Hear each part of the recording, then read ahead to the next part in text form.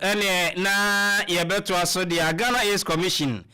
make am say over Facebook live Opemsuo radio akasi edem live ajoye nkodo ede enenam so abetimi ahye na like page no na oni anso nya bi ahye na Ghana Ace Commission na mo kire say ade ba ko bi ade betete wo mo dwuma pa ne so mbeboa bo HIV yade hu dawuru achire kwampa Ghana for befa so na omotimi abom ho ban every HIV yade no ho empo unya bia ekwana befa so bekrakra no a enyo nkonfru nsem ententem so oma ya adwuma bia mfebebre nie na de ba kwa no mota kanfo pa ema eye woni a edi mpem agro titiri woni a wanware wo ho nanso odi mpem agro no ene se odi boha ebehye omo eho na abre bia agudi beba no omotimi ade abom ho ban de friend se condom no enti ene is by de ade ba kwa na nkrofo topa eye condom na omo topa pa obeko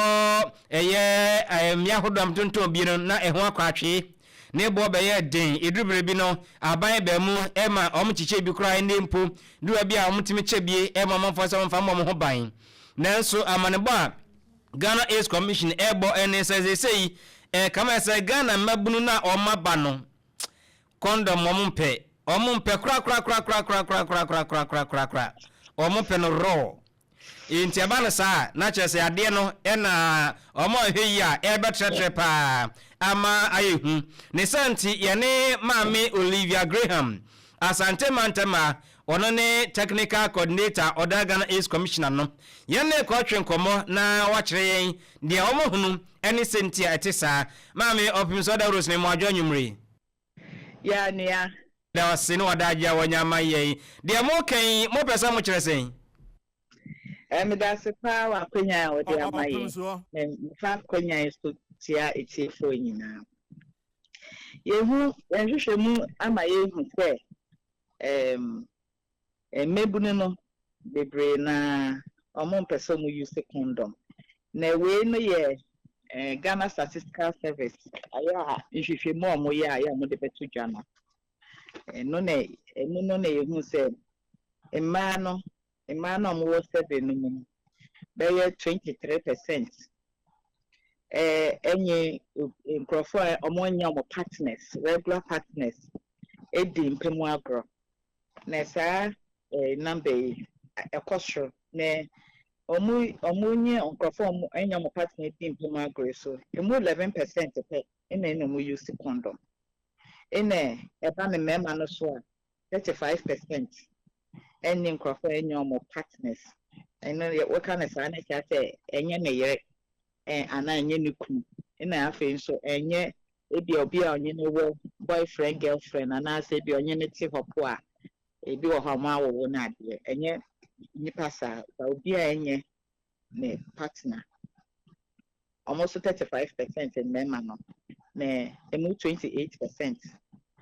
in a UC condom ewo enkita no die bisa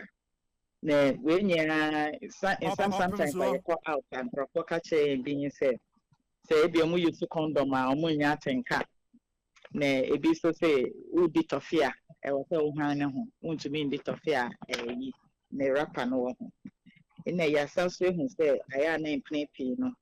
amanfo no suro imaya na titro mu suro nyinsensen yare because omu use say omu nyinsen dey abo omu nyim obi abehu enti omu use ebi a contraceptives different ones enye condoms enti onyem eka no dey abeba ho ban afinyi se ho but eyi indemu yare a wo ho ne de eno no se nyipa na woni ne di mpemu agro no wo bia wo so obetumi anya bi enti situation na wo ho no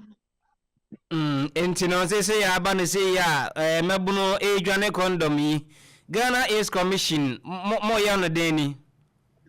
enti egusu a yebodelu eka se